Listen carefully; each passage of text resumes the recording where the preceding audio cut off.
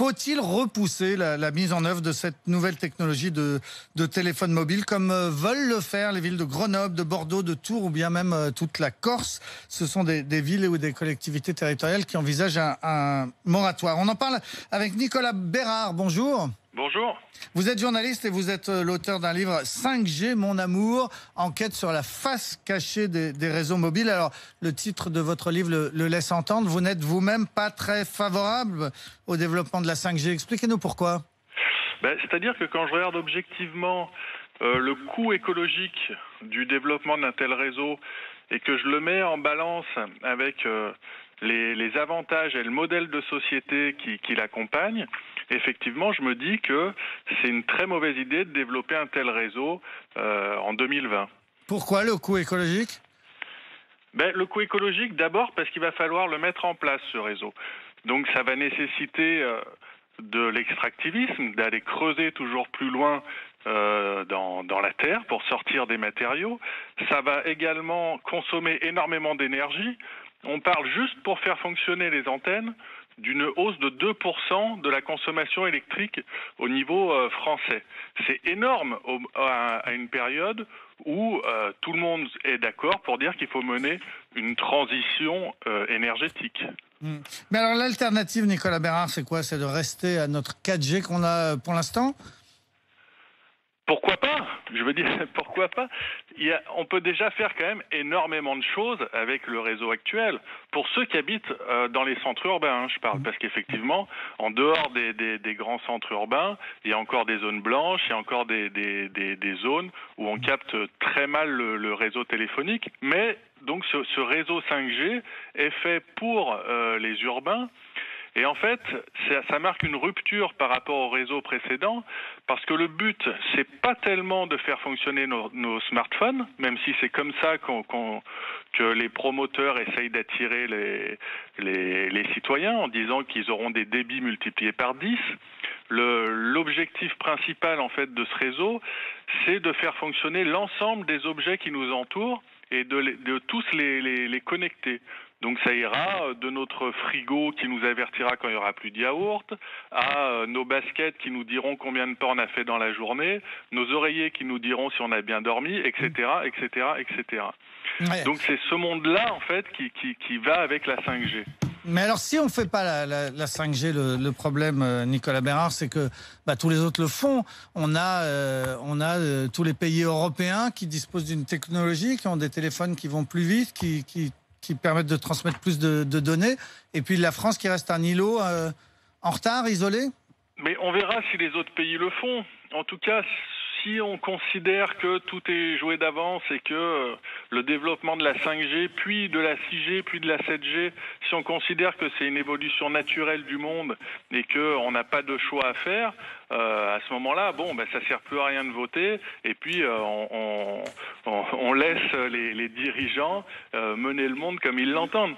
La 5G, justement, et c'est pour ça qu'il y a une telle opposition, je pense, qui se développe aussi bien du côté des écologistes que d'une partie de la gauche, c'est que la 5G, il y a une vraie question de société derrière. Et la question qui est posée finalement, c'est quel monde on veut pour demain. Est-ce que notre bonheur, c'est d'aller toujours plus vite, d'aller creuser toujours plus loin et d'être toujours plus connecté, ou est-ce qu'il y a d'autres choses à développer, comme, je sais pas, par exemple, ils mettent en avant la chirurgie à distance. Bon, est-ce que le bonheur, c'est de se faire opérer par un chirurgien qui est à 5000 km de notre lit d'hôpital, ou est-ce que c'est pas préférable de construire des hôpitaux, de former plus de médecins et de payer plus de médecins, d'infirmières, etc.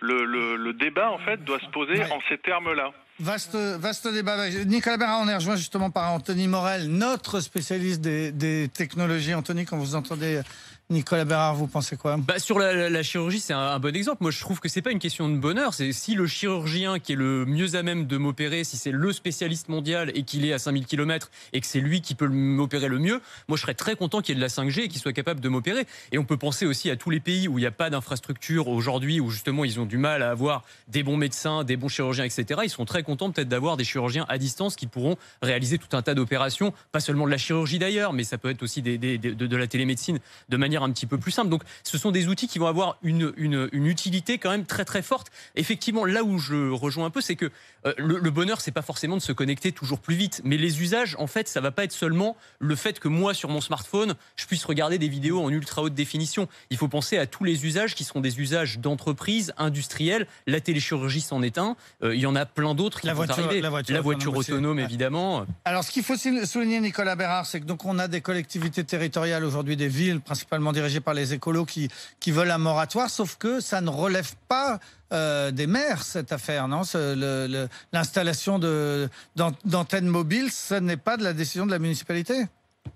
Effectivement, il y a un vrai problème démocratique d'ailleurs derrière tout ça, c'est que ce modèle a été développé sans que jamais la population n'ait été consultée.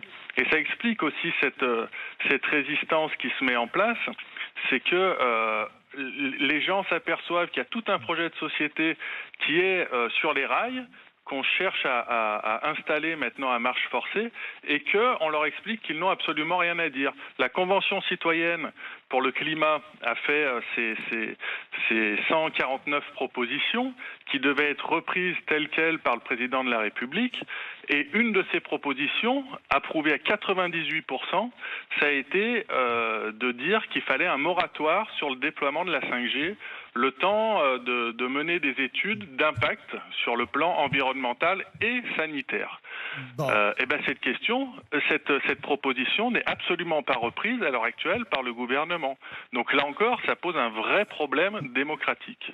Alors, on n'a pas le temps d'attendre. Pendant ce temps-là, les Chinois, les Coréens, ils avancent. Voilà, on va se retrouver, on va être le tiers-monde numérique avec de la 5G qui va arriver dans 15 ans quand eux, ils l'ont déjà. En Corée, la 5G, c'est déjà une réalité. Donc voilà, je pense. Vaste débat qu'on poursuivra donc tout à l'heure avec Yannick Jadot, l'eurodéputé, et Europe Écologie Les Verts qui sera